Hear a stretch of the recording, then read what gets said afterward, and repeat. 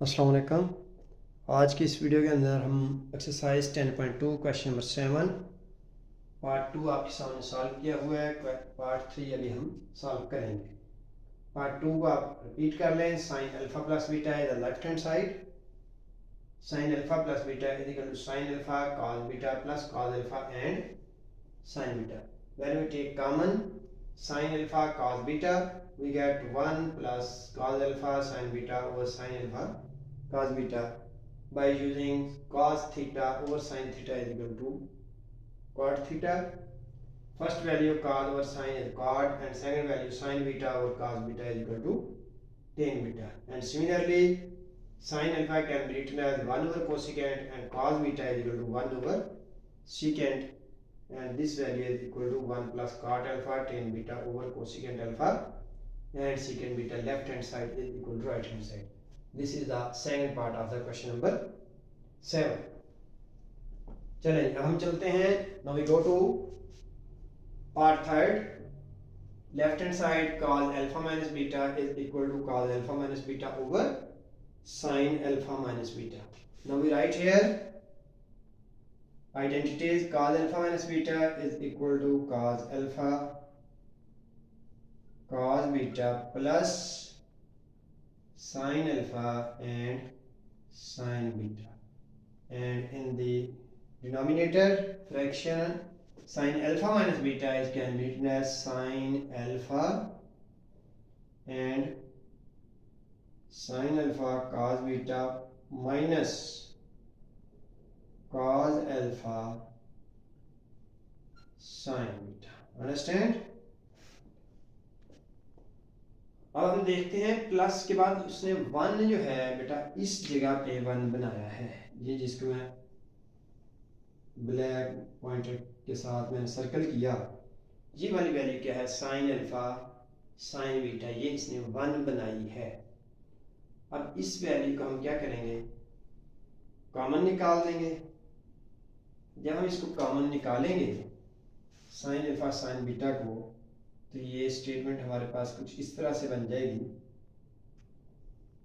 Sine alpha and sine beta, ये अब जब हमने कॉमन निकाली तो ये वाली वैल्यू हमारे पास हो जाएगी cos alpha cos beta over plus तो 1 हो जाएगा एंड ओवर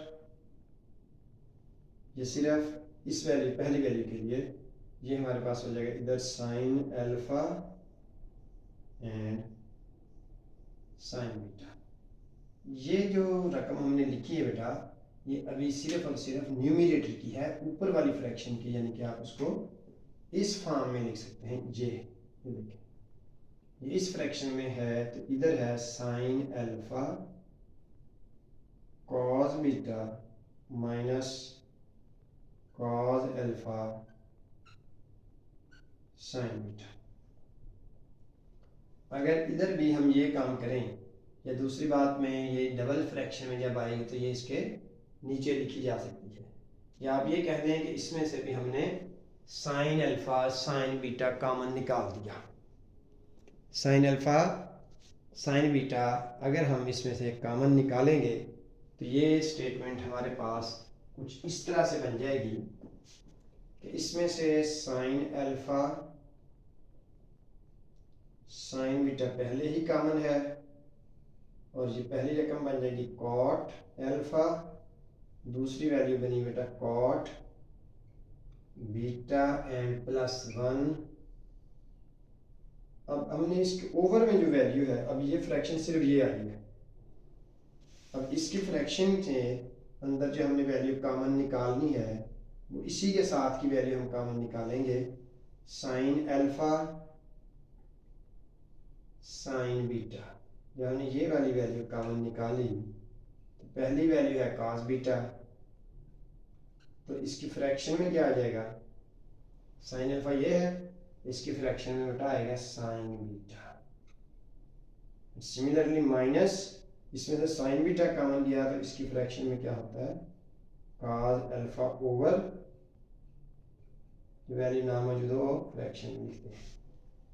ओके, अब ये जो सबसे पहले वाले दो फैक्टर्स जो हैं, ये दोनों फैक्टर कैंसिल हो जाएंगे, ये भी कॉट बन जाएगा, ये भी कॉट बन जाएगा, एक कॉट बीटा बनेगा, एक कॉट अल्फा बनेगा। इस तरह से हमारे पास जो रिजल्ट आएगा वो हमारी राइट हैंड साइड के इक्वल हो जाएगा इस फॉर्म में, cot alpha cot beta plus 1 over cot beta minus cot alpha, this value is equal to right hand side. इस तरह से हमारा ये पार्ट नंबर 3 भी सॉल्व हो चुका है। इसका एक और पैटर्न भी है कि जब हम इसमें कॉमन निकालते हैं तो हम इसको कह सकते हैं numerator and denominator both divided by sine alpha sign beta.